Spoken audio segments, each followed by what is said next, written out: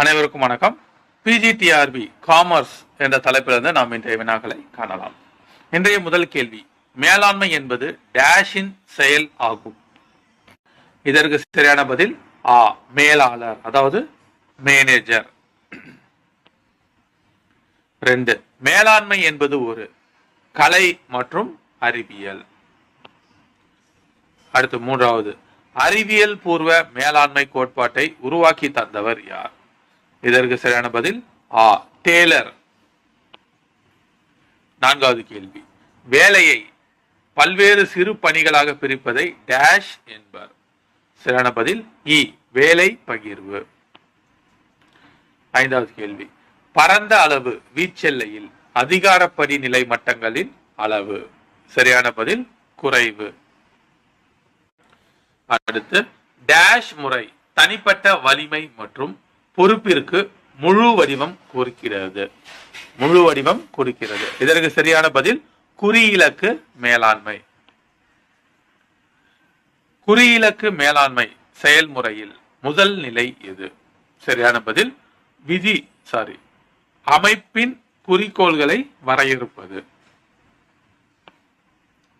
3வது, முக்கியமான சிக்கல்களை கண்டறிவதன் மூலம் வாய்ப்புகளையும் அச்சுறுத்தல்களையும் மேலாண்மை எச்சரிக்கையாக வைத்திருக்க டேஷ் உதவுகிறது. இதற்கு சரியான பதில் விதிவிலக்கு மேலாண்மை. 4வது கேள்வி, டேஷ் உதவியால் அதிகார பகிர்வு எளிதாக செய்யப்படுகிறது. இதற்கு சரியான பதில் குறியிலக்கு மேலாண்மை, MBO. குறியிலக்கு மேலாண்மையானது டேஷ் என்பவரால் அமெரிக்காவில் பிரபலப்படுத்தப்பட்டது. சரியான பதில் ஜார்ஜ் ஓடியோன். நிதி சந்தை வணிக நிறுவனங்களுக்கு டேஷ் உதவுகிறது. சரியான பதில் நிதிகளை திரட்டுவதற்கு.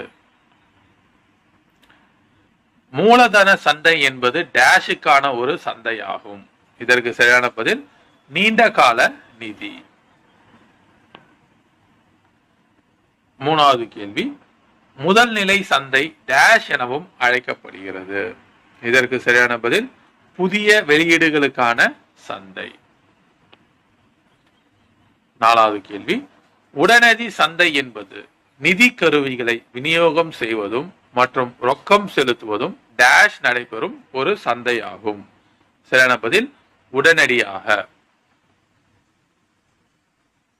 5, ஒரு இரண்டாம் நிலை சந்தையில் ஒரு பத்திரம் எத்தனை முறை விற்கப்படலாம்? இதற்கு சரியான பதில் பல முறை விற்கப்படலாம்.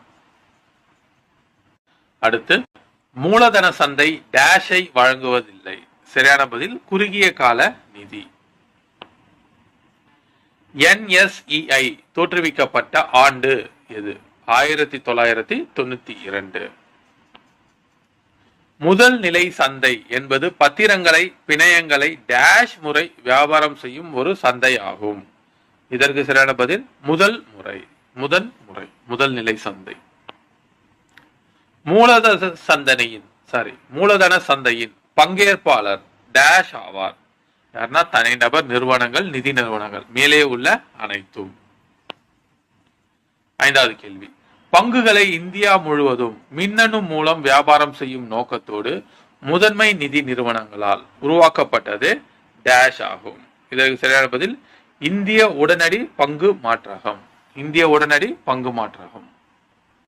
அடுத்து, அழைப்பு பண சந்தையில் முதலீடு செய்யும் பணத்திற்கு டேஷ் உடன் அதிக நீர்மத்தன்மையை வழங்குகிறது.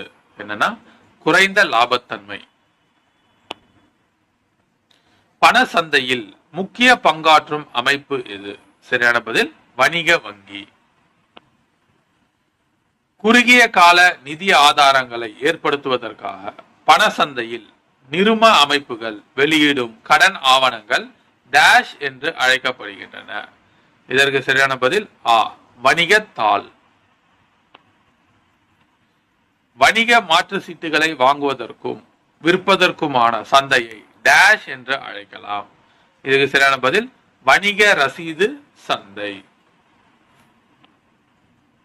5, சந்தைப்படுத்தக்கூடிய உரிமையிலான ஆவணம் காலமுறை வைப்பாக ஒரு குறிப்பிட்ட காலத்திற்கு என குறிப்பிடப்படும் ஆவணத்தை டேஷ் என்று குறிப்பிடுகிறோம். சரியான பதில் வைப்பு சான்றிதழ்.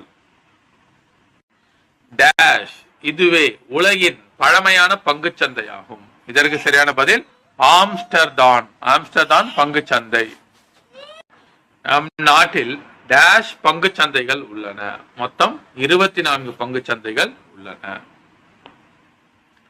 தன் வணிகர் பங்குச்சந்தையில் ஈடுபடுவது. இதற்கு சரியான பதில் தனது சொந்த நடவடிக்கைகளுக்காக. நம்பிக்கையற்ற ஊக வணிகர்கள் என்பவர் டேஷ். இதற்கு சரியான பதில் கரடி. நம்பிக்கையுள்ள வணிகர் என்பவர் டேஷ் காளை. இந்தியாவில் இந்திய பத்திரங்கள் மற்றும் பரிமாற்ற வாரியம் செபி தோற்றுவிக்கப்பட்ட ஆண்டு இது. சரியான பதில் 1988. செபியின் தலைமையகம் அமைந்துள்ள இடம் எது? எதுனா இந்தியாவின் வர்த்தக தலைநகரம் மும்பை.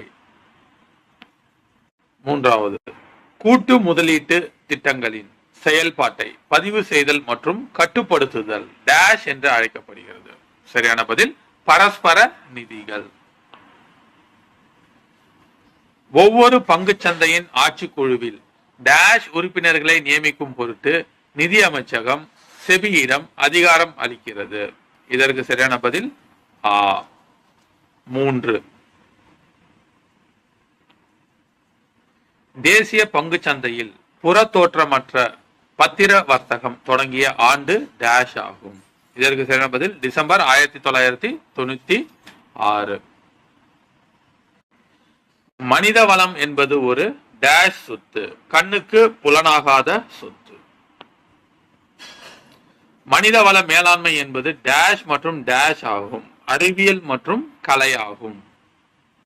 மூன்றாவது கேள்வி, திட்டமிடல் என்பது டேஷ் செயல்பாடு ஆகும். இதற்கு சரியான பதில் பரவலான ஊடுருவலான. அடுத்த 4, மனிதவள மேலாண்மை டேஷ் உறவினை நிர்ணயிக்கிறது. முதலாளி தொழிலாளி. பணியாளர் சுழற்சி வீதம் என்பது நிறுவனத்தில் பணியாளர்களின் நிலை டேஷ் பொழுது ஏற்படுகிறது. நிறுவனத்தை விட்டு வெளியே செல்லும் போது ஏற்படுகிறது. ஆட்சேர்ப்பு என்பது டேஷ் அடையாளம் காண்பதற்கான செயல்முறை. நன்கு செயலாக்குபவர். இரண்டாவது, ஆட்சேர்ப்பு என்பது டேஷ் மற்றும் டேஷுக்கு இடையே பாலமாக இருக்கிறது. சரியான பதில் வேலை தேடுபவர் மற்றும் வேலை வழங்குபவர். 3, விளம்பரம் என்பது ஒரு டேஷ் ஆட்சேர்ப்பு வளமாகும். விளம்பரம் என்பது ஒரு டேஷ் ஆட்சேர்ப்பு வளமாகும். சரியான பதில் புற வளங்கள். 4, பணிமாற்றம் என்பது ஒரு டேஷ் ஆட்சேர்ப்பு வளமாகும். இதற்கு சரியான பதில் அகவல. இணையவழி ஆட்சேர்ப்பு என்பது டேஷ் மூலமே சாத்தியம். இதற்கு சரியான பதில் இணையம் என்பது இணையம் மூலமாகவே, நெட் மூலமாகவே சாத்தியம். ஆட்சேர்ப்பு மற்றும் தேர்ந்தெடுத்தல் செயல்முறையின் இலக்கு. இதற்கு சரியான பதில் சரியான நபர்கள் சரியான நேரத்தில் சரியான செயல்களை செய்வதற்கு. அப்ப மேலே கூறிய அனைத்தும். 2, தேர்வு பொதுவாக ஒரு டேஷ் செயலாக கருதப்படுகிறது. இதற்கு சரியான பதில் எதிர்மறை என்பது சரியானது. அடுத்து 3, பணியாளர்களை தேர்ந்தெடுப்பதில் பின்வருவனவற்றுள் எவை பல்வேறு பண்புகளை அளவிட பயன்படுகிறது? இதற்கு சரியான பதில் உளவியல் சோதனை. 4, பொருத்தமற்ற விண்ணப்பதாரரை நீக்குவதற்கான செயல்முறை டேஷ் என்று அழைக்கப்படுகிறது. இதற்கு சரியான பதில் தேர்வு. முதலில் வேலை அடுத்து மனிதர் என்பது ஒரு டேஷ் கோட்பாடு. இதற்கு சரியான பதில் பணி அமர்தல் கோட்பாடு. பணி வழியற்ற பயிற்சி எங்கே அழைக்கப்படுகிறது? பணி வழியற்ற பயிற்சி எங்கே அளிக்கப்படுகிறது? சரியான பதில் தொழிற்சாலைக்கு வெளியே. 2, சிறந்த வேலை செயல்திறனை உறுதிப்படுத்துவதற்காக பணியாளர்களின் திறன் நிலைகள் எது மேம்படுத்துகிறது? எதுனா பயிற்சி. 3. பயிற்சி பெறுபவர் உயர் அதிகாரி அல்லது மூத்த தொழிலாளர்கள் மூலம் பயிற்சியை பெறும் முறை. இதற்கு சரியான பதில் தொழில் பழகுனர் பயிற்சி முறை. தொழில் பழகுனர் பயிற்சி முறை. அடுத்து டேஷ் ஊழியர்களின் திறமை குறைபாடுகளை தடுக்க உதவுகிறது. இதற்கு சரியான பதில் பயிற்சி. அடுத்து 5. பயிற்சி முறைகளை டேஷ் மற்றும் டேஷ் பயிற்சி என வகைப்படுத்தலாம். இதற்கு சரியான பதில் பணி வழி மற்றும் பணி வழியற்ற பயிற்சி. பண்டங்கள் மற்றும் பணிகளை பணத்தின் அடிப்படையில் மாற்றம் செய்பவர் எவ்வாறு அழைக்கப்படுகிறார்? இதற்கு சரியான பதில் ஆ சந்தையிடுகையாளர். யாருன்னா சந்தையிடுகையாளர். 2. சந்தையிடுகையில் சந்தையிடுகையாளர் முதலில் தெரிந்து கொள்ள விரும்புவது எது? இதற்கு சரியான பதில் வாடிக்கையாளரின் தேவைகள். 3. உடனடி சந்தை எதன் அடிப்படையில் வகைப்படுத்தப்படுகிறது? இதற்கு சரியான பதில் ஆ பரிவர்த்தனை அடிப்படையில் வகைப்படுத்தப்படுகிறது. 4. கீழ்கண்டவற்றுள் எது பங்குகள் மற்றும் பத்திரங்களை வாங்கி விற்கும் நடவடிக்கையை மேற்கொள்கிறது? இதற்கு சரியான பதில் ஆ பங்கு சந்தை.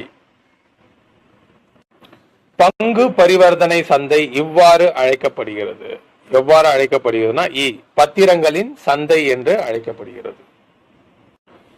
சந்தையிடுகை முறையின் ஆரம்ப நிலை எவ்வாறு அழைக்கப்படுகிறது? சரியான பதில் பண்டமாற்று முறை. சந்தையில் உயர் நிலையில் இருப்பவர் யார்? இதற்கு சரியான பதில் வாடிக்கையாளர். சந்தையில் உயர் நிலையில் இருப்பவர் யார்? வாடிக்கையாளர். 3. கீழே கொடுக்கப்பட்டுள்ள கூறுகளில் சந்தையிடுகை கலவைக்கு தொடர்பு இல்லாத ஒரு கூறு எது? இதற்கு சரியான பதில் திட்டக்கூறு என்பது சரியானது. 3. 4. சந்தையிடுகை கலவை என்பது சந்தையிடுகை திட்டமிடல் மூலம் நிறுவனத்தின் குறிக்கோள் டேஷ் தேவை மற்றும் மனநிறைவு மூலம் லாபம் பெறுகிறது. சரியான பதில் நுகர்வோர். கீழ்கண்டவற்றுள் கண்ணுக்கு புலப்படாத பொருள் எது? இதற்கு சரியான பதில் கல்வி. இணையம் மூலம் பொருட்கள் அல்லது சேவைகளை விற்பனை செய்யும் முறையை என்ன என்று அழைக்கின்றோம்? இதற்கு சரியான பதில் மின் சந்தையிடுதல்.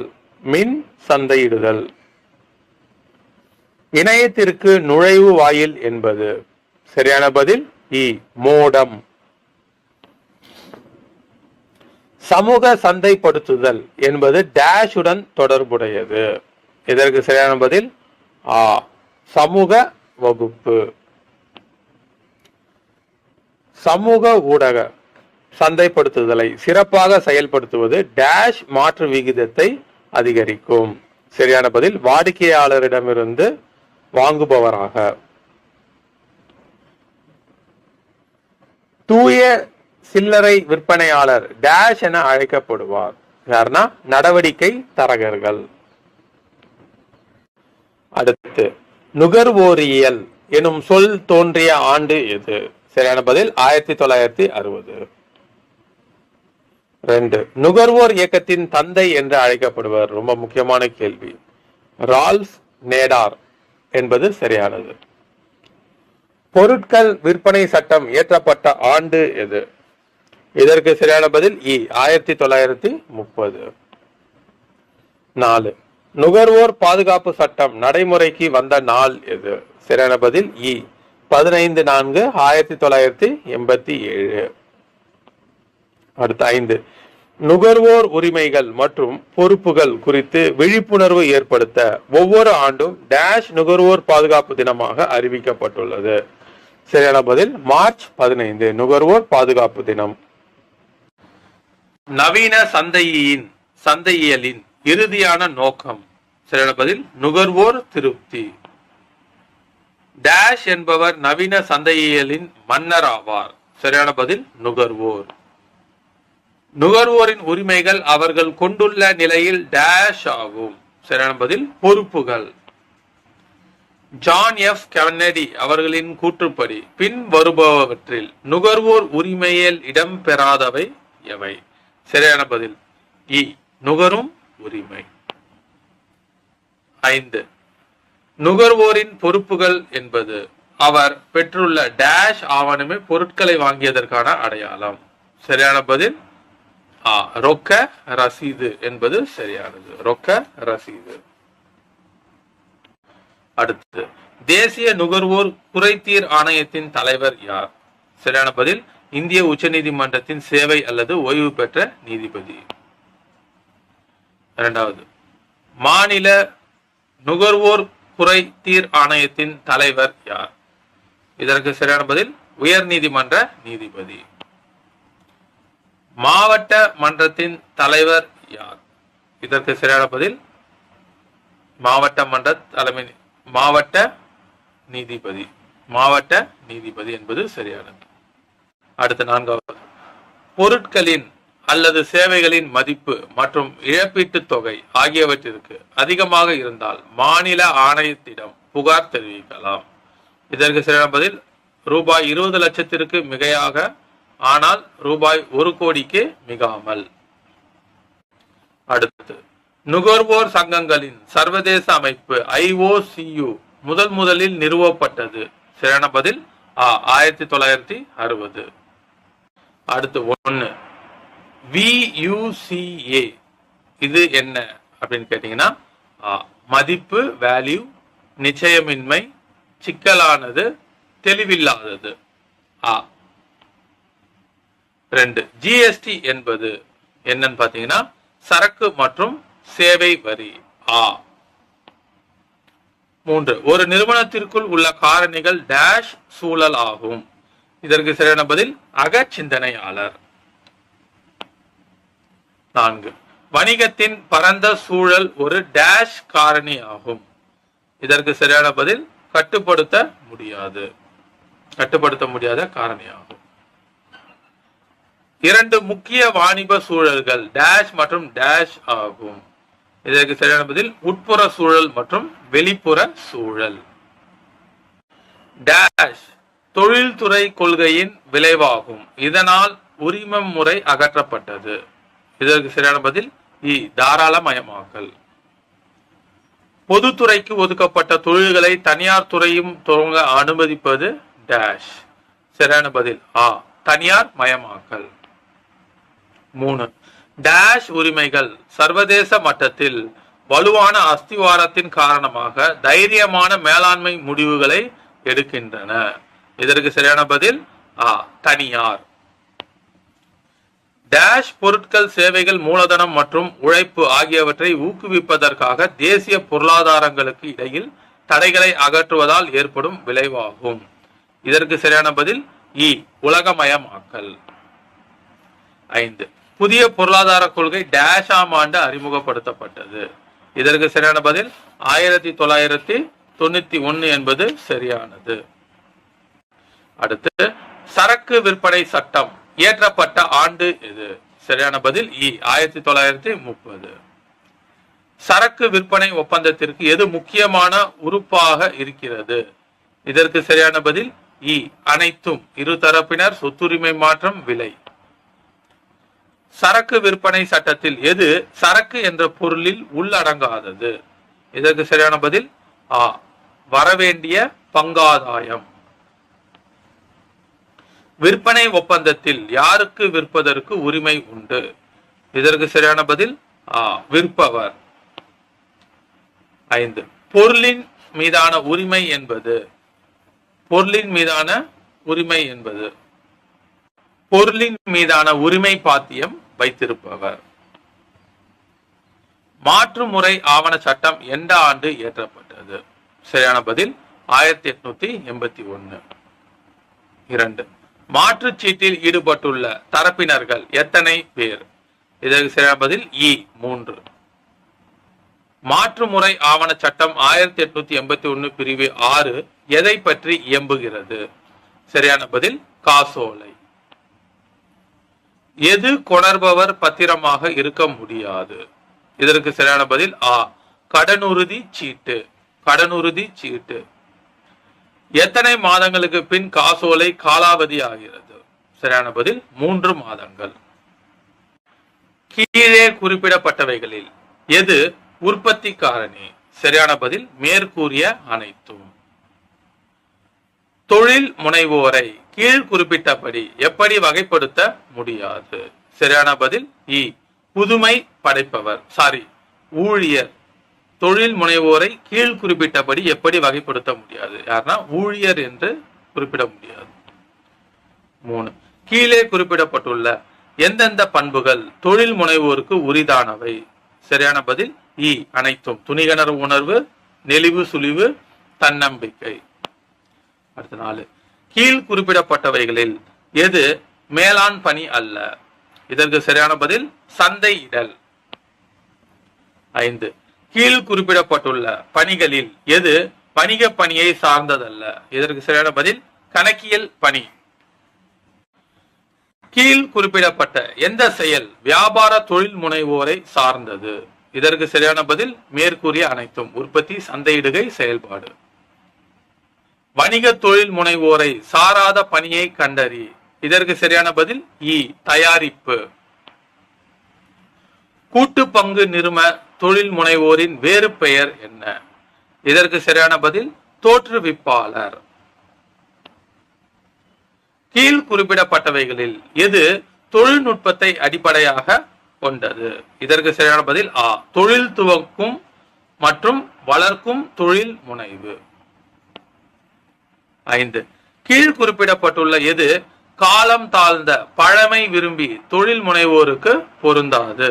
சரியான பதில் மாற்றிக் கொள்வது. அனைத்து இந்திய அரசாங்கங்களும் மின்னணு முறையில் கிடைக்க செய்ய இந்திய பொருளாதாரத்தை நவீனமயமாக்க டேஷ் முன்முயற்சி தொடங்கப்பட்டது. சரியான பதில் டிஜிட்டல் இந்தியா. டேஷ் இந்தியாவை உலகளவிய வடிவமைப்பு மற்றும் உற்பத்தி மையமாக மாற்றுவதற்கு வடிவமைக்கப்பட்டுள்ளது. இதற்கு சரியான பதில் இந்தியாவில் தயாரிப்போம் திட்டம், மேக் இன் இந்தியா. புதிது புனைதல் மற்றும் தொழில் முனைவோர் கலாச்சாரத்தை ஊக்குவிக்க இந்திய அரசு டேஷ் முயற்சிக்கிறது. இதற்கு சரியான பதில் அடல் புதுமை புகுத்தல் திட்டம், AIM. 4வது கேள்வி. டேஷ் நிதி ஆதாரங்கள் தொழில்நுட்ப அறிவு, தொழிலாளர் ஆதாரங்கள் மற்றும் மூலப்பொருட்கள், சந்தை திறன் மற்றும் லாபத்தன்மை ஆகியவற்றை ஆதாரங்களாக கொண்டிருக்கிறது. இதற்கு சரியான பதில் இ திட்ட அறிக்கை. அடுத்து 5வது. டேஷ் திட்ட அறிக்கையில் துணிகரம் செய்வதற்கான நெறிமுறையை உள்ளடக்கியது. இதற்கு சரியான பதில் இ தொழில் முனைவோர். ஒரு நிறுவனம் தனது பதிவு அலுவலகம் அமைந்துள்ள இடம் பற்றிய அறிக்கையை டேஷ் நாட்களுக்குள் நிறுவன பதிவாளருக்கு தெரிவிக்க வேண்டும். இதற்கு சரியான பதில் இ 30 நாட்கள். ஒரு நபரின் கருத்து மற்றும் எண்ணங்களின் வெளிப்பாட்டின் மூலம் நிறுவனத்தை தோற்றுவித்தால் அவர் டேஷ். இதற்கு சரியான பதில் இ தோற்றுவிப்பாளர். 3. கீழ்கண்ட பங்குகளில் எது முந்தைய பங்குதாரர்களின் துணை கொண்டு தனது நிறுவனத்தின் முதலை உயர்த்த வெளியிடும் பங்கு? இதற்கு சரியான பதில் ஆ உரிமை பங்குகள். முந்தைய பங்குதாரர்களுக்கு எந்தவித கட்டணமும் இல்லாமல் வெளியிடும் பங்குகள் எவை? இதற்கு சரியான பதில் ஆ ஊக்க பங்குகள். முந்தைய பங்குதாரர்களுக்கு பங்குகளின் விலையை குறைத்து அவர்களுக்கு சாதகமாக வழங்குவது இ உரிமை பங்குகள். நிறுவன சட்டம் 2013 படி ஒரு நபர் இயக்குனராக டேஷ் நிறுவனங்களுக்கு மேல் பதவி வகிக்க கூடாது. சரியான பதில் இ 20 நிறுவனங்களுக்கு மேல் பதவி வகிக்க கூடாது. ஒரு தனியார் நிறுவனம் குறைந்தது டேஷ் இயக்குனர்கள் இருக்க வேண்டும். இதற்கு சரியான பதில் இ 2 இயக்குனர்கள் இருக்க வேண்டும். ஒரு பொது நிறுவனத்தில் செலுத்தப்பட்ட மூலதனம் ரூபாய் டேஷ் அல்லது அதற்கு மேல் இருக்கும் பொழுது சிறிய பங்குதாரர்களாக இயக்குனர் தேர்ந்தெடுக்கப்படலாம். இதற்கு சரியான பதில் இ 5 கோடி ரூபாய். இயக்குனர்கள் நிறுவனத்தின் பணத்திற்கு டேஷ் ஆகிறார்கள். இதற்கு சரியான பதில் பொறுப்பாண்மையாளர்கள். நிறும சட்டப்படி இயக்குநர்கள் டேஷ் மூலம் நியமிக்கப்பட வேண்டும். சரியான பதில் நிறுமத்தின் ஆண்டு பொதுக்கூட்டம். அடுத்து நிறுமத்தின் செயலர் அந்த நிறுமத்தின் ஓர் டேஷ் ஆவார். சரியான பதில் ஊழியர் ஆவார். யார் ஒருவர் நிறுமத்தின் செயலாளராக முடியும்? இதற்கு சரியான பதில் ஆ, தனிநபர். டேஷ் கூட்டம் நிறுமத்தின் வாழ்நாளில் ஒரு முறை மட்டுமே கூட்டப்படும். சரியான பதில் சட்டமுறை கூட்டம். இதற்கு சரியான பதில் சட்டமுறை கூட்டம். நான்காவது கேள்வி, நிறுமத்தின் ஆண்டு பொதுக்கூட்டத்தில் டேஷுக்கு பேச உரிமை இல்லை. இதற்கு சரியான பதில் இ, பகரால் என்பவருக்கு பேச உரிமை இல்லை. அடுத்து ஐந்தாவது, நிறுமம் பதிவு செய்யப்பட்ட நாளில் இருந்து டேஷ் மாதத்திற்குள் முதல் ஆண்டு பொதுக்கூட்டத்தை கூட்ட வேண்டும். இதற்கு சரியான பதில் 18 என்பது சரியான பதில். 18 மாதங்களுக்குள் கூட்ட வேண்டும். நன்றி.